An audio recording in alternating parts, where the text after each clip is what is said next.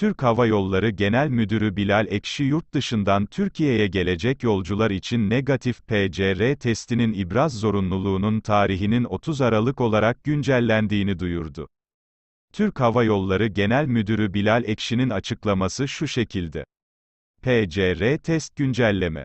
Yurt dışından Türkiye'ye gelecek yolcularımız için istenen negatif PCR testinin ibraz zorunluluğu, 30 Aralık 2020 tarihi olarak güncellenmiştir.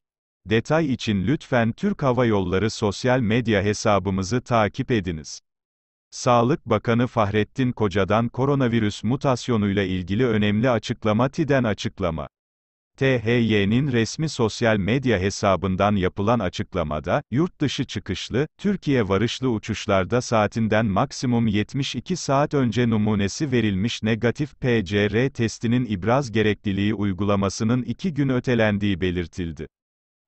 Açıklamada, uygulamanın 30 Aralık'tan itibaren geçerli olacağı ifade edilerek, basılı olarak ya da dijital ortamdaki negatif PCR test sonucunu ibraz etmeyen yolcularımız uçuşa kabul edilmeyecek.